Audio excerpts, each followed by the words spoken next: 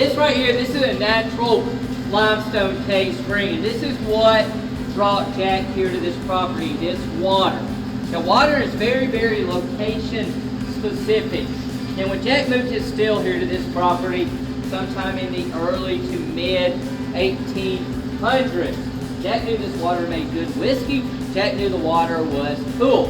Now, what makes the water so special? It is iron-free. You've got to have iron-free water to make whiskey. If you make whiskey with water containing iron, turn it a very dull gray, blackish color. You can give it a very bitter metallic taste. Now the water is also cool, like I said, 56 degrees year-round. Doesn't matter if it's the middle of September or the middle of January. It is 56 degrees right here. And every drop of Jack Daniels in the world starts right here with this cave spring water. 170 plus countries. If you've ever had a drop of Jack in the world, you've got the water right behind me.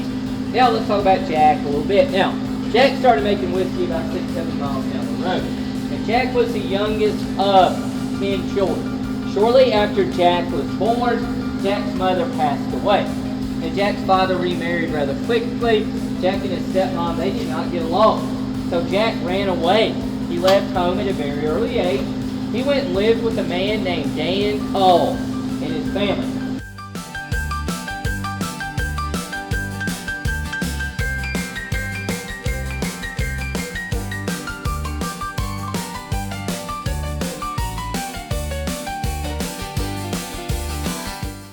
Photographs on the wall. We're going to start with that one right there above the mantle.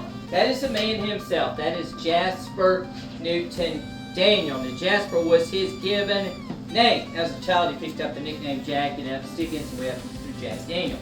Gentlemen, that photograph of the rolling desk. That is Mr. Lim Motlow. Now, Lim was Jack's favorite nephew. Lim was about 17 years old when he came here and he started working at the distillery. Lim was a really, really smart businessman. He's a good marketing guy. Now, when Mr. Jack passed away, he willed the distillery to his favorite nephew, Lim Motlow. The reason Lim inherited the distillery was Jack was a confirmed bachelor. Jack never married. He didn't have any children that we know of. Now, Lim inherits the distillery. There's only one little problem during that nasty time in this country known as Prohibition. He couldn't make whiskey here in Tennessee, but Lim learned a very, very important thing from his Uncle Jack, how important that cave spring was to making good whiskey. So what did he do? He had to find a way to generate money. He went down to the town square. He opened the Lynchburg Hardware and General Store. Traded some mules, Tennessee walking horses. Anything to keep money coming in. Now Lim did pass away in 1947. He willed the distillery, those 4 gentlemen right there in that photograph. Those are his 4 sons. They're known as the Motlow brothers. Very, very well educated Vanderbilt men. So they inherited the distillery in 47. They run it from 47 until 1956. Now in 1956, they made the decision they were going to sell the distillery to the Brown-Forman Corporation out of Louisville, Kentucky. Now, they were taking bids to sell the distillery. Now, Brown-Forman is one of the lowest bids they got, but Brown-Forman would agree to 2 of those terms. Those 2 terms were that the distillery stays in Lynchburg, don't move it, and that you don't fire anybody or lay anybody off for 25 years. And Brown-Forman agreed to that, and they wrote out a check in 1956 to the Motlow brothers for $20 million. A lot of money back then. Pretty good investment for Brown-Forman. They're still our parent company. Jack Daniels, their #1 selling brand worldwide. But Jack came in here early one morning. He had to go out of town. He needed some paperwork out of the safe. Jack got down here and he started messing around with the combination. Well, Jack didn't remember the combination. He lost his temper. So what did he do? He kicked it. Jack kicked the safe. He shattered the big toe on his left foot. Well, Jack was a very stubborn man. He did not go to the doctor. He hobbled around. Pain got so bad, Jack did eventually go to the doctor. Doctor looked at Jack and said, "Jack, you've got gangrene."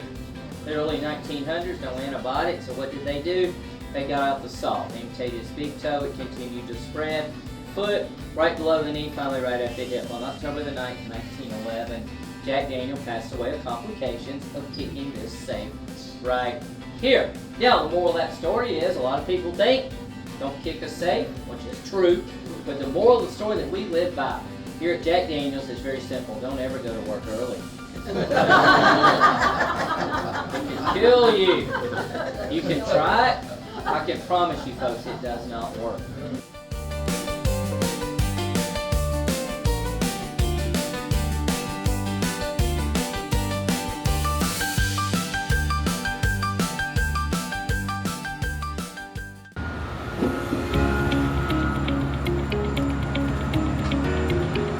Awesome.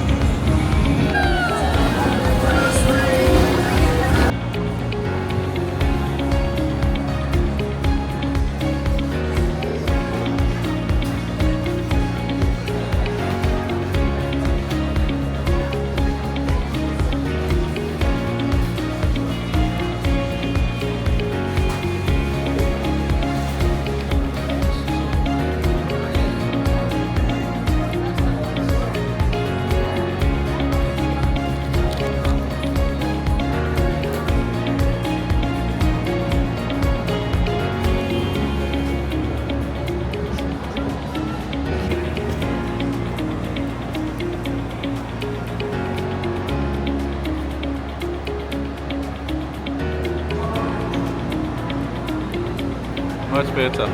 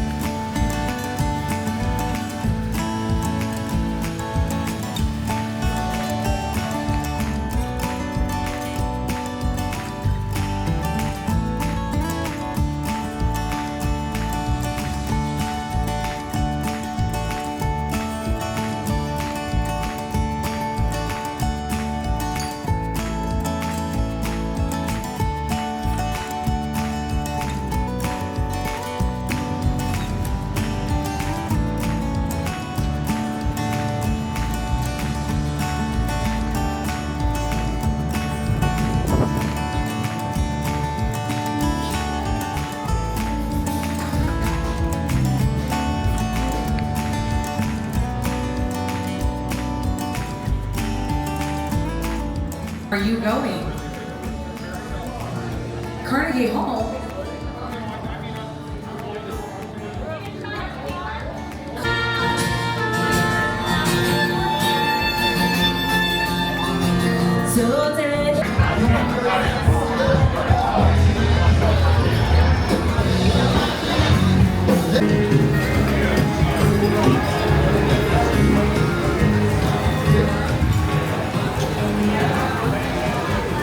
Thank you.